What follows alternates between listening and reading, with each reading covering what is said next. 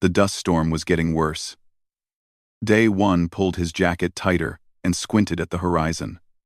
The red wasteland of New Ganghwa stretched endlessly in all directions. He should have been back at the colony an hour ago, but the cargo hauler had broken down again. This old piece of junk always failed at the worst times. He was trying to fix the engine when he saw it. A flash of blue light in the distance, then a sound like thunder. Something had crashed beyond the ridge. Day One hesitated. The smart thing would be to ignore it and keep fixing his hauler. But curiosity won. He grabbed his emergency kit and started walking. The wreckage was unlike anything he had ever seen. The ship was made of something that looked like crystal and metal mixed together. It was beautiful, even though it was broken and burning. Strange symbols glowed faintly on the hull. This was definitely not human technology. Day One approached carefully. Part of the ship had split open. Inside, he could see two figures. One was tall and armored, slumped against the wall. The other was smaller, lying on the floor in a pool of glowing blue liquid. "Hello?" Day One called out. "Can you hear me?" The armored figure's head moved slightly. "Human," a deep voice said. The translator must have been working because Day One could understand. "You must leave. This is not your concern." But Day One was already climbing into the wreckage. Up close, he could see that both aliens were like living crystals. Their skin looked like it was made of glass or diamond, shimmering with internal light. The smaller one was clearly female. She wore elegant robes that were now soaked with that blue blood. "She's dying," Day One said, kneeling beside her. He had basic medical training. Every colonist did. But he had no idea how to help an alien. "Princess Arya of the Luminari Empire," the armored alien said. He tried to stand but fell back. "I am General Kale, her guardian. We were attacked. Our ship was damaged. We barely escaped." Day One looked at the princess. Her face was beautiful and strange. Her skin was transparent like crystal, and he could see faint light moving inside her like slow lightning. But that light was fading. Her breathing was shallow. "What does she need?" Day One asked. "Blood," Kale said. "Our rescue ship is coming, but it will take 8 hours.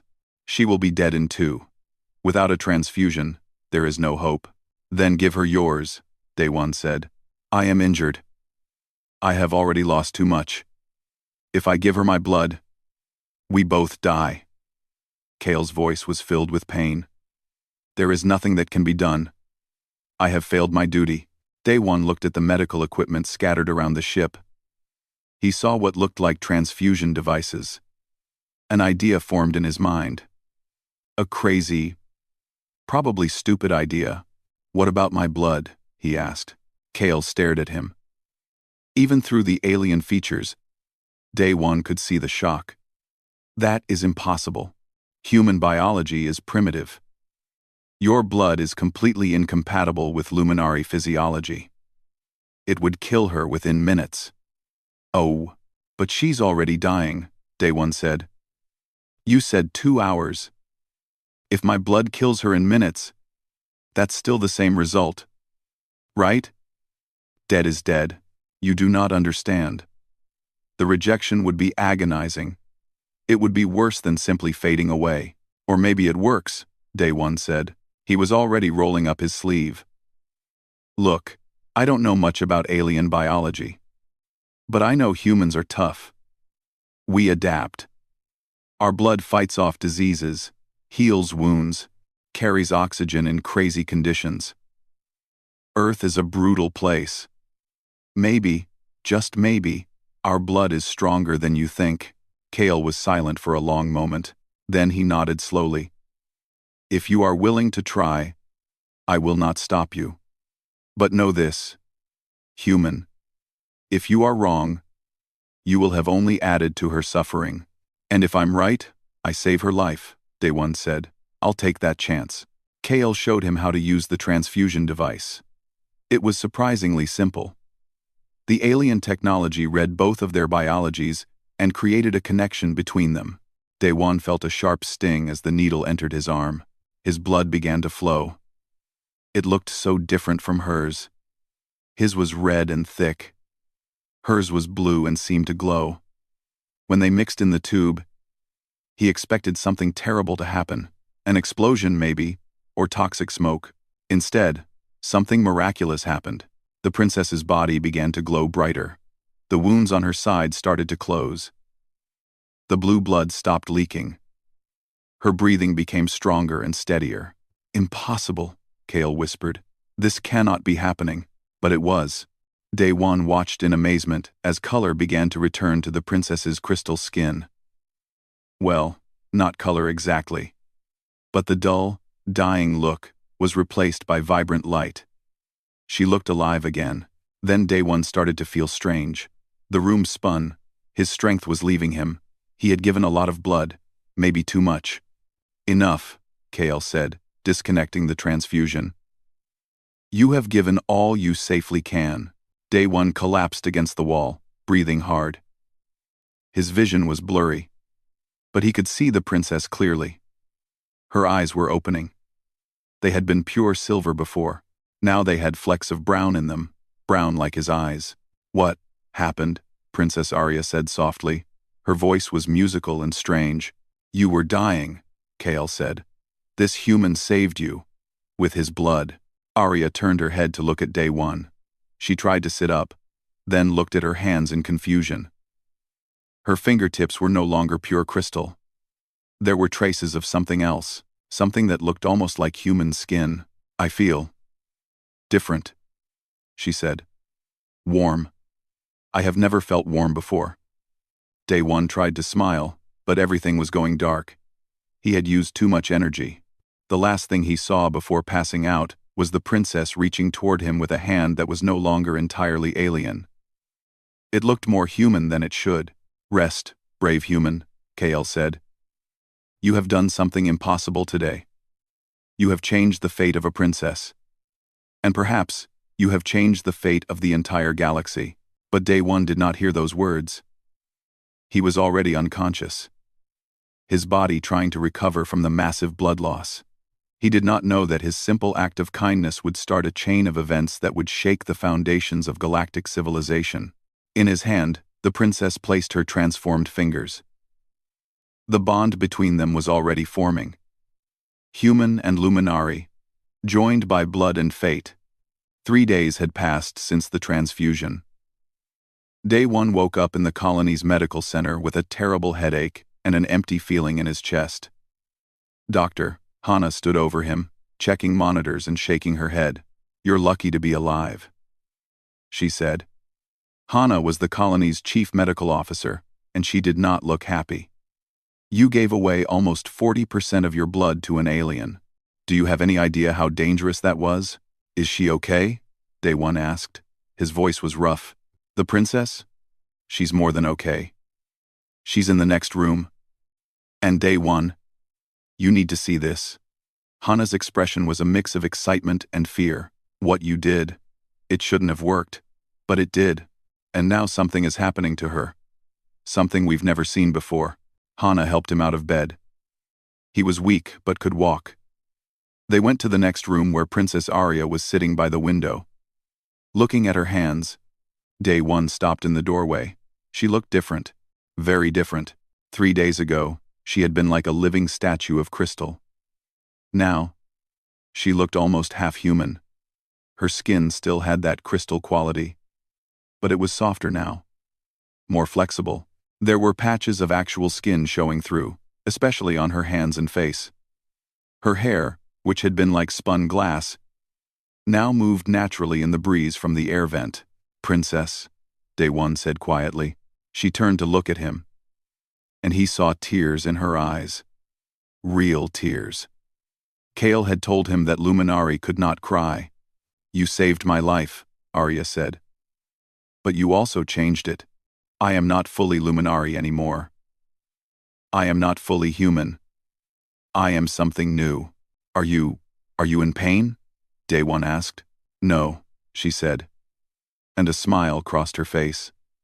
A real, genuine smile that reached her eyes. "I feel wonderful. For the first time in my life, I feel truly alive." Dr. Hana pulled up the medical scans on her tablet. Look at this. Her DNA is rewriting itself. Human genetic code is mixing with luminary biology. The adaptive proteins in your blood are changing her at the cellular level. Is that bad? Daewon asked. I don't know, Hana admitted. But watch this. She handed Arya a metal rod. It was solid steel, thick as a person's arm, the kind used for construction. Arya held it in both hands. Then, with seemingly no effort, she bent it into a U shape. Daewon's eyes went wide. How? Luminari are physically weak, Kale said from the corner of the room. The general had been so quiet that Daewon had not noticed him. We use our minds to move objects. But the princess can now use her body. She has human strength. No. More than human strength. She is combining the best of both species. Arya set the bent rod down and walked to the window. Outside, the colony was busy with the day's work. I can also eat now, she said. Real food. Luminari can only absorb liquid nutrients. But yesterday, I ate an apple. It was the most amazing thing I have ever tasted. And she doesn't need the cold anymore, Hana added. Luminari need temperatures near freezing to survive. But her body is adapting. She's comfortable at normal room temperature. Just then, alarms began blaring throughout the colony. Director Tejo's voice came over the speakers. All colonists to defensive positions. We have incoming ships, multiple contacts. They're luminary vessels. Kale moved to the window. High in the sky, bright lights were descending. Ships, lots of them. Within an hour, the colony was surrounded. Luminari soldiers in crystal armor stood at every entrance. A delegation entered the medical center. Led by a tall luminari male who radiated authority and displeasure. Princess Arya, he said coldly. I am Prince Tor, your betrothed. I have come to bring you home. Arya stood straight. Hello, Tor. It is good to see you well, but Tor was not looking at her with warmth. He was looking at her with disgust. His silver eyes scanned her transformed body. The patches of human skin. The brown flecks in her eyes. What have they done to you? He asked. You are contaminated, polluted with primitive genetics. They saved my life, Arya said firmly. They have ruined you, Tor replied. He turned to Kael. General, explain how you allowed this abomination to occur. Before Kael could answer, the medical center doors burst open. Raiders were attacking the colony. They often struck frontier settlements, looking for supplies and technology. But their timing could not have been worse. Everyone inside, Director Tejo shouted. Seal the doors. But 3 raiders had already broken through.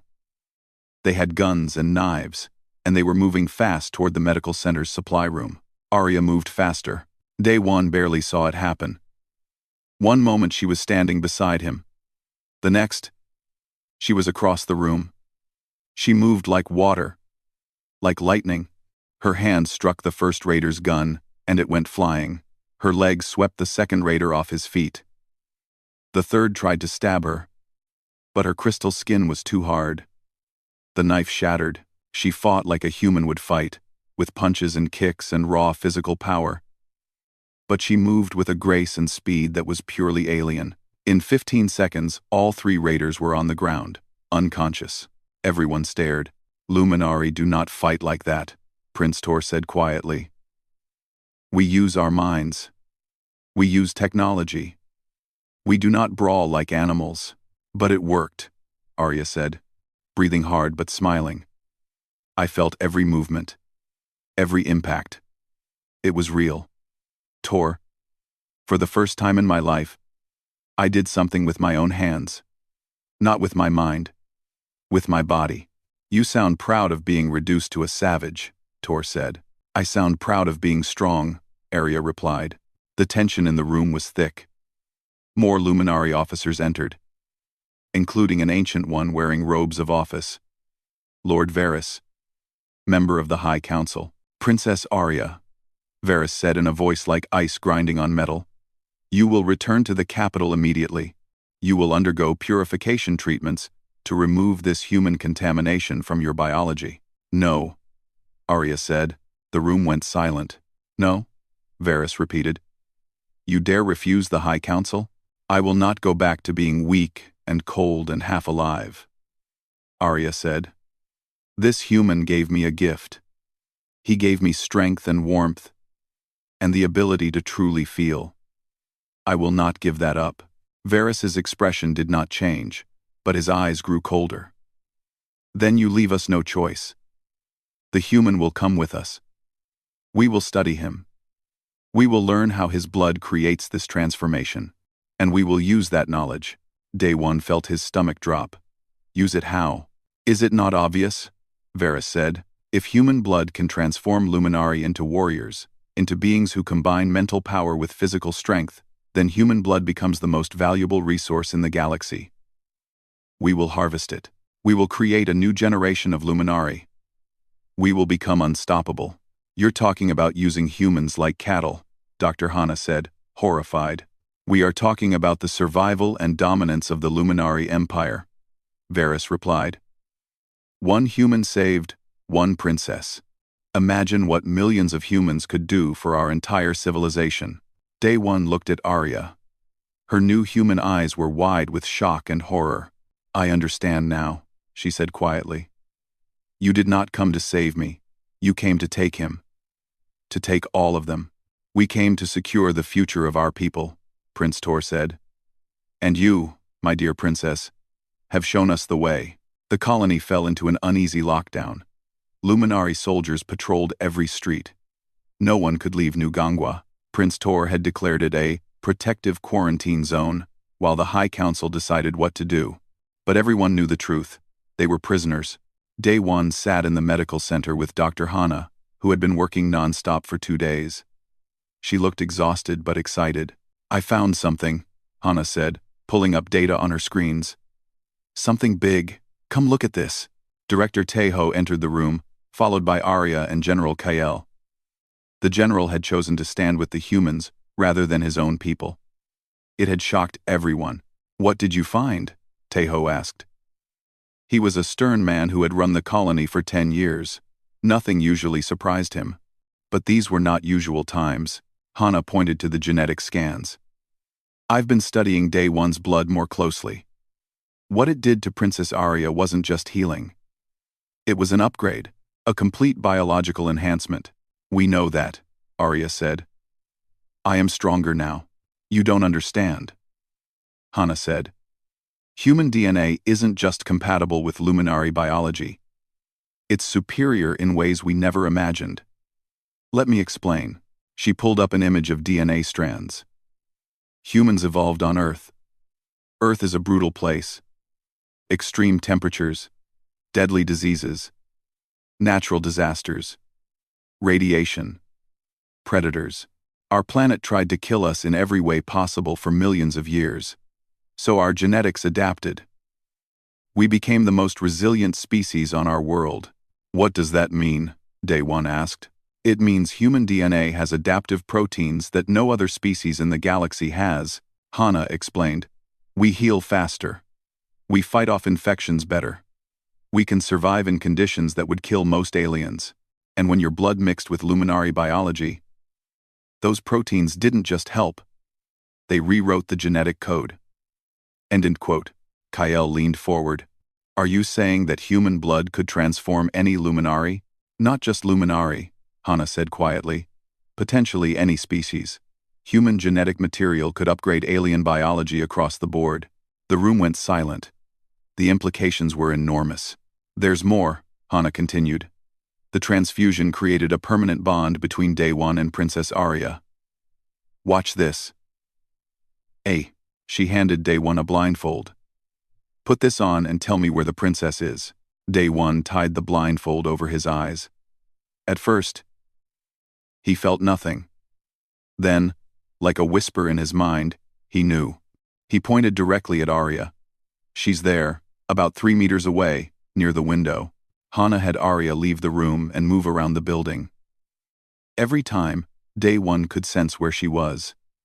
And when Hanna asked Arya about Day One, she could do the same thing. You're connected, Hanna said. Genetically bonded. You can sense each other's location. Emotions, too. According to the neural scans, Princess Arya has gained human intuition and emotional depth. Daewon has gained enhanced mental clarity from Luminary genetics. This is incredible, Taeho said. Then his face darkened. This is also terrifying. If the Empire finds out that humans can upgrade any alien species, they already know, Kael interrupted. That's why they're here. Lord Varys and the High Council have been studying the medical data I sent them. They understand what human blood can do. As if summoned by his name, the doors opened, and Lord Varys entered with Prince Tor and a dozen guards. We have made our decision, Varys announced. New Gangwa will become a research facility. All humans here will donate blood on a regular basis.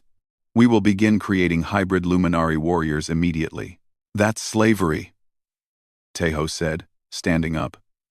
We won't cooperate. You have no choice, Tor said coldly. We have superior technology and weapons. You will comply, or you will be forced to comply. And then what? Arya asked, stepping forward. You take their blood and create an army? For what purpose?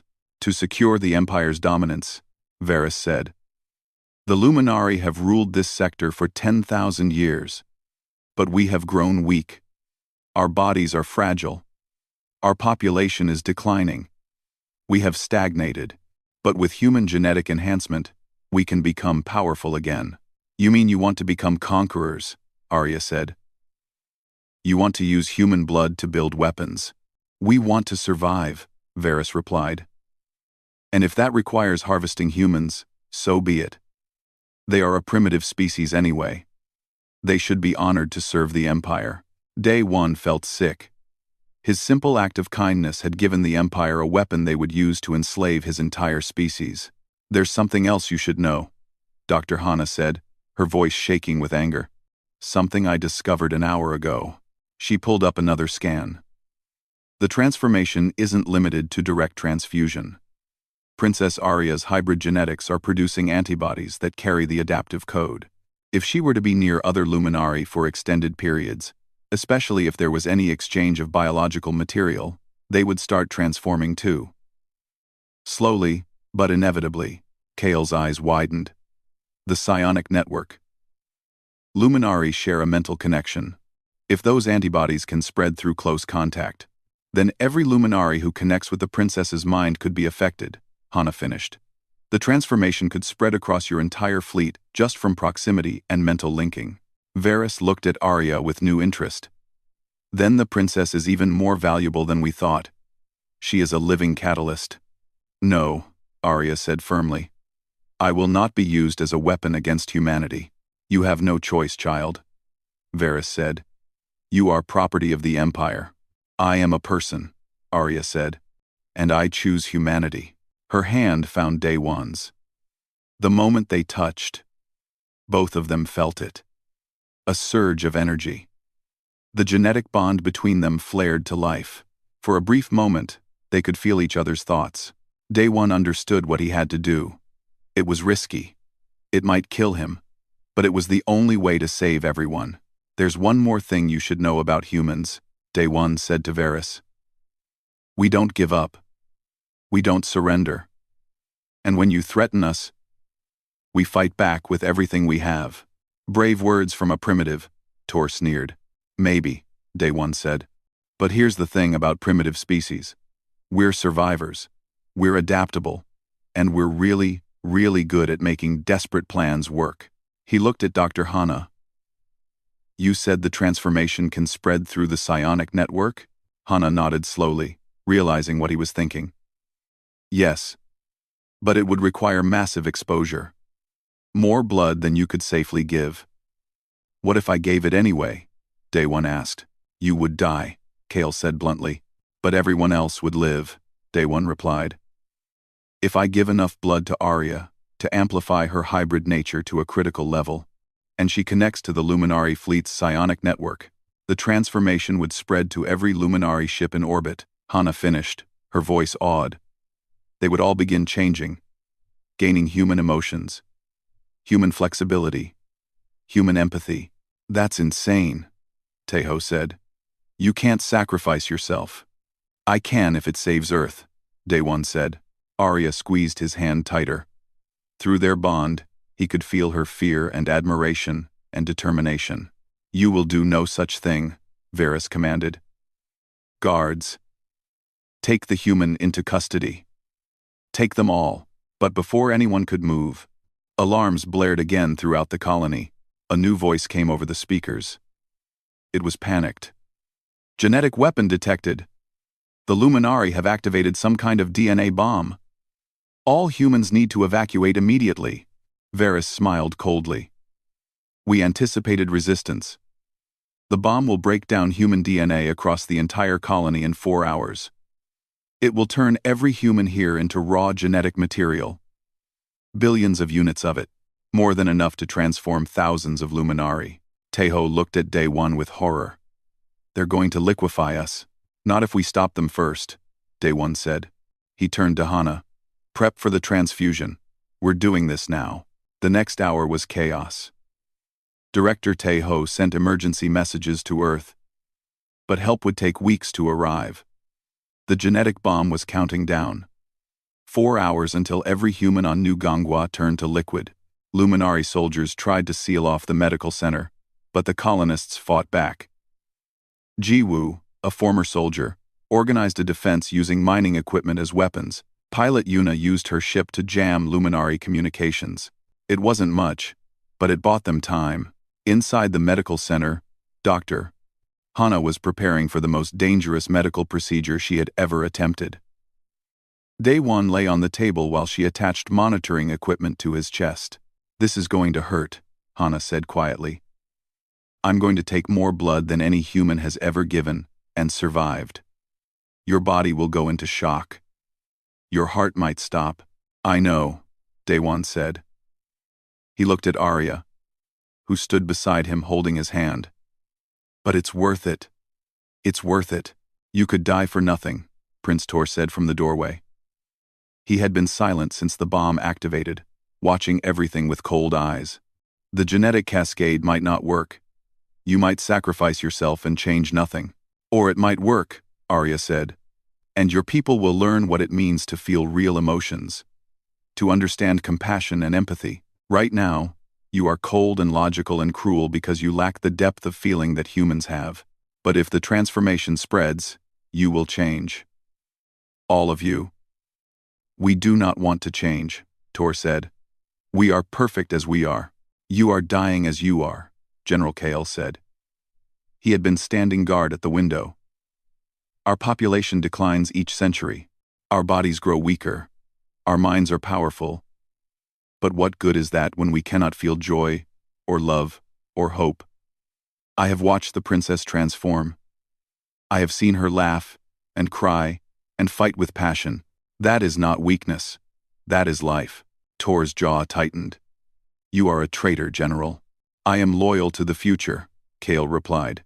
Not to the past. Outside, explosions rocked the colony. The battle between colonists and Luminari forces was intensifying. Tejo's voice came over the radio. Hana, whatever you're going to do it fast. We can't hold them much longer. Hana looked at Day One. Are you ready? He nodded. Let's save the world. The transfusion began. Immediately, Day One felt the difference. This was not like before. Hana was taking blood as fast as his body could provide it. The pain was incredible. His vision blurred. His chest felt like it was being crushed. But he could see Arya changing. Her hybrid features were becoming more pronounced. The human qualities in her were intensifying. Her skin glowed with an inner light that was neither fully Luminari nor fully human. It was something new. Something beautiful. The genetic markers are spiking, Hana reported, watching her monitors. Her DNA is reaching critical mass. If she connects to the psionic network now, it should trigger a cascade reaction. But there was a problem. Arya could not reach the network from inside the medical center. The Luminari had shielded their ships to prevent mental intrusion. She needs to get closer, Kale said. She needs to be near the fleet. Within 100 meters. That's impossible. Tejo said over the radio. The landing zone is surrounded by soldiers. Not impossible. Yuna's voice crackled. Difficult, but not impossible. I can fly her there in my ship. They'll shoot you down. Jiwoo warned. They can try, Yuna said. There was a smile in her voice. I'm a very good pilot. Drime. Arya looked at Day One. Through their bond, she could feel his life fading. He had given so much blood. Too much. But his eyes were determined. Go, he whispered. Finish this. Arya leaned down and kissed his forehead. I will come back for you. I promise. Then she was gone, running through the battle-torn colony toward the landing pad where Yuna waited. Kale followed, providing cover with a stolen Luminari weapon. Prince Tor watched them go. His expression was unreadable. Why do you hesitate? Lord Varys demanded, appearing behind him. Stop them, but Tor did not move. I want to see if it works, he said quietly. I want to know if the human is right. If we are dying because we have lost the ability to feel. Yuna's ship lifted off with a roar. Luminari fighters immediately pursued, firing their crystal weapons. But Yuna flew like the wind, twisting and dodging through the colony's buildings. Inside the medical center, Day One's heart was slowing down. Hana worked frantically to keep him alive, injecting stimulants and fluids. Stay with me, she ordered. Don't you dare die after all this. Through the bond, Day One could feel Arya in the ship. He could feel her fear and her determination. He could feel her getting closer to the Luminari fleet. A massive explosion shook the ground. The genetic bomb was destabilizing. 2 hours left, Hana had said. Maybe less. Yuna's ship reached the landing zone. Luminari soldiers fired at it. But Kale returned fire, keeping them back. The ship's door opened, and Arya jumped out, landing in the middle of the zone. All around her, Luminari fighters and transport ships hovered. Thousands of Luminari minds connected through the psionic network. Arya closed her eyes and reached out with her transformed mind. The network resisted at first, recognizing her as different, as contaminated, but then she pushed harder. She let her hybrid genetics flood into the network. Human emotions, human adaptability, human resilience poured through the mental connections like a tidal wave. On the ships, Luminari soldiers stumbled. Their minds were filling with feelings they had never experienced. Confusion, wonder, fear, joy. In the medical center, Day One felt the moment it happened. The cascade began. His blood, now part of Arya, was spreading through the entire fleet. It's working, Hana breathed, watching the readings. The genetic transformation is propagating through the psionic network. Every Luminari connected to it is beginning to change, Prince Tor gasped. His hand went to his chest. For the first time in his life, he felt his heart truly beating. Not just functioning, but feeling. Emotions crashed through him like a storm. He looked down at his hands. They were no longer pure crystal. Faint traces of pigmentation were appearing. All across the fleet, Luminari were experiencing the same thing. Some fell to their knees, overwhelmed. Others wept, finally able to cry. A few laughed, discovering joy. And in that moment, the genetic bomb deactivated. It required a pure Luminari mental command to function. But there were no pure Luminari anymore. They were all changing, all transforming into something new. Lord Varys stared at his own hands in horror. What have you done? He whispered. You have destroyed us. No, Kale said, and there were tears on his crystal face. He saved us. In the landing zone, Arya collapsed, exhausted from the mental effort. Yuna and Kale pulled her back to the ship as the Luminari soldiers watched in confusion. Too overwhelmed by new emotions to fight, they flew back to the medical center. Arya ran to Day One's side. He was barely breathing. His skin was pale. He had given almost everything. No, she said, taking his hand. Stay with me. You cannot leave me now. Not after all this.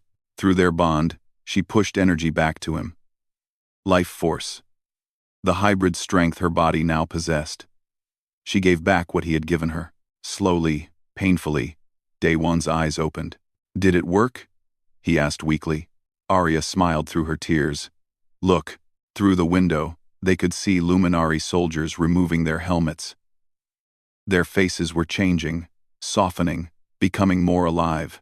Some were hugging each other, discovering physical comfort for the first time. Prince Tor entered the medical center. His silver eyes now had flecks of brown. His expression was no longer cold. I feel, he began, then stopped. I do not know what I feel. There are so many emotions. Is this what humans experience all the time? Every day, Daewon said. Tor sat down heavily. It is overwhelming. But also wonderful. I understand now why the princess chose this. Why she chose you. He looked at Arya. I release you from our betrothal. You deserve someone who can love you as deeply as you can now love. I am not that person. Not yet. I must learn what these feelings mean. 6 months had passed since the day that changed everything. Daewon stood on the cliff overlooking New Gangwa and marveled at how different the colony looked now. Where there had been only human buildings before, there were now mixed structures. Luminari crystal architecture blended with human metal and concrete. Gardens that could never have existed before now thrived, growing plants from both Earth and the Luminari homeworld. Technology from two civilizations merged into something better than either alone. You are thinking deeply, Arya said, walking up beside him. I can feel it through our bond. Daewon smiled. The bond between them had grown stronger over the months. They could sense each other's emotions even from across the colony. Sometimes, late at night, they could even share dreams. I was thinking about how strange life is, he said. 6 months ago, I was just a cargo hauler. Now, I'm the human who accidentally changed galactic civilization. Arya laughed. It was a sound he never grew tired of hearing. Her laughter was musical like a luminari but warm like a human. You did more than change civilization. You gave my people the gift of truly living. She had changed even more over the months. Her transformation had stabilized into something beautiful. She looked like a perfect blend of both species. Her skin had the faint shimmer of crystal but the warmth and flexibility of human flesh. Her eyes were mostly brown now but sparkled with silver light. She could still use Luminari psionic abilities, but she could also fight with human strength and endurance. How is the council meeting going? Daewon asked. Difficult, Arya admitted. Lord Varys and the Old Guard are resisting every change, but they are losing power. The younger Luminari are embracing the transformation. They want to learn from humans. They want to feel everything we can feel now. After the genetic cascade, the Luminari Empire had fallen into chaos. The High Council tried to maintain control, but too much had changed. General Kale had led a peaceful revolution, establishing a new government that welcomed cooperation with humanity instead of demanding dominance. Earth's governments had been shocked by the news. First contact with aliens was one thing. Humans accidentally upgrading an entire alien species was another. Diplomats and scientists had flooded New Gangwa, trying to understand what had happened. The colony had become the first joint human-Luminari settlement, a symbol of what two species could build together. Director Teho told me that 3 more colonies have requested Luminari partners, Daewon said. And the Luminari homeworld wants to establish a human embassy. My people are fascinated by humanity now, Arya said. Before, they saw you as primitive. Now they see you as the key to our survival. Human genetics gave us back our ability to grow and adapt. Our population is already increasing for the first time in 1,000 years. She took his hand. But there are dangers too. Some Luminari want to use humans to harvest your blood and create more transformations forcibly. And some humans fear us. They think we will try to conquer Earth now that we are stronger. Will you? Daewon asked quietly. No, Arya said firmly. I will spend my life making sure that never happens. I am proof that our species can coexist. can love each other, can become better together. They walked down from the cliff toward the colony center. As they passed through the streets, both humans and Luminari greeted them. Children played together, human kids chasing Luminari younglings who were learning to laugh and shout.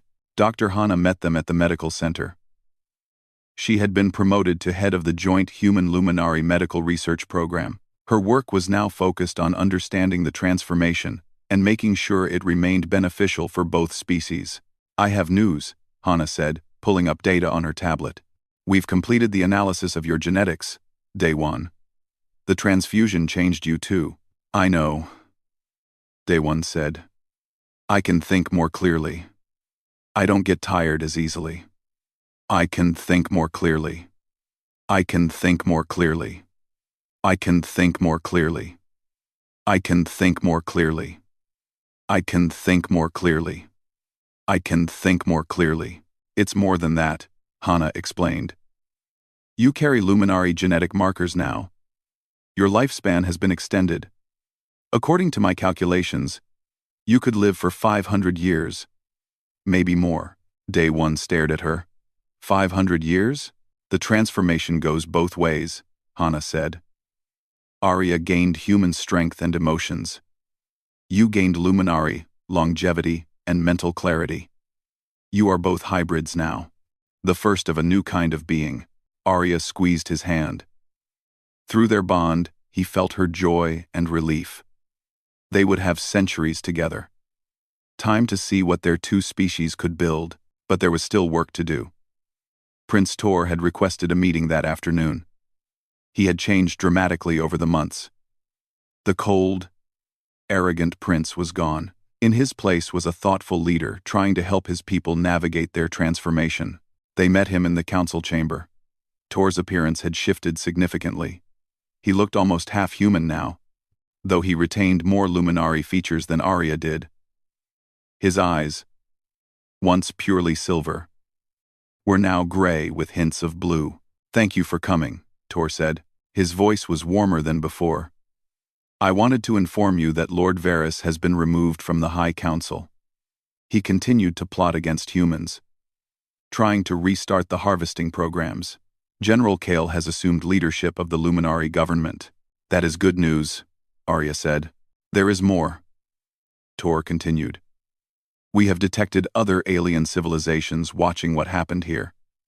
Species we have never contacted before.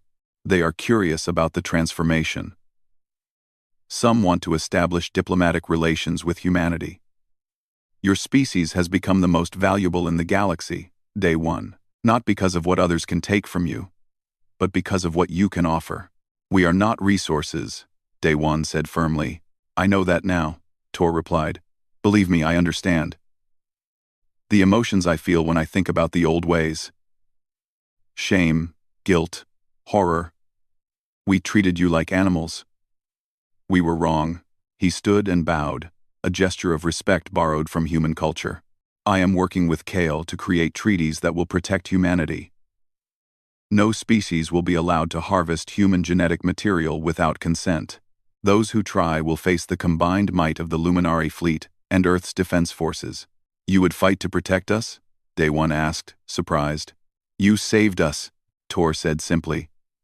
Without your sacrifice, the Luminari would have died out within a few more centuries.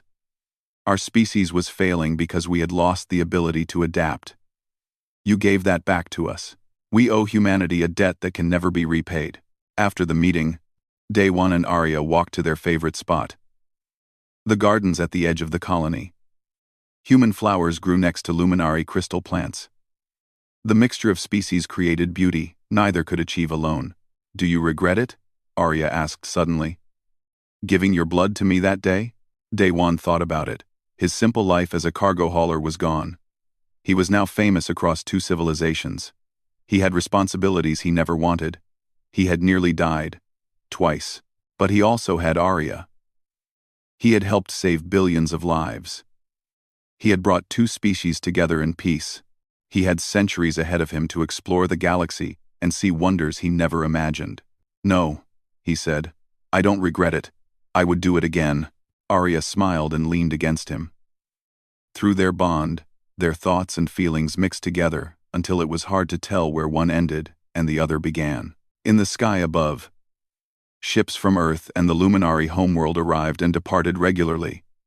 Scientists, diplomats, teachers, families, the two species were learning from each other, sharing culture and knowledge and hope. Children played in the gardens around them. Some were human, some were Luminari. A few were hybrids, born to couples who had fallen in love across species lines. They represented the future, a galaxy where differences made people stronger, not weaker. "What do you think will happen next?" Arya asked. Day 1 watched a human child teaching a Luminari child how to kick a ball. The Luminari child kept trying to move it with telekinesis, and the human kept gently pushing his hands down, showing him how to use his feet instead. Both were laughing. "I think we will make mistakes," Day 1 said. "Both our species. We will disagree and argue and sometimes fail. But we will also succeed. We will build something new together. Something better than either of us could build alone." "Together," Arya repeated softly. "I like that word." Far above them, among the stars, other alien civilizations watched and wondered. Humanity had been dismissed as primitive, as unimportant. But now, everyone knew the truth. Humans were not the strongest species, not the smartest, not the most advanced, but they were the most adaptable, the most resilient. And in a galaxy that was always changing, always presenting new challenges, those qualities were more valuable than any weapon or technology. Day 1 had proven that by giving his blood to save one dying princess, and in doing so, he had changed the fate of countless billions. The story of humanity was just beginning, and it would be told across the stars for generations to come. In the garden, as the twin suns set over New Gangwa, Day 1 and Arya stood together. Two people from different worlds, two species learning to be one. The future was uncertain, but for the first time in both their lives, it was also full of hope, and that, they both agreed, was worth any sacrifice. Outside, the battle had stopped. Humans and transforming Luminari stood together, confused, but no longer enemies. The transformation had worked. The galaxy would never be the same.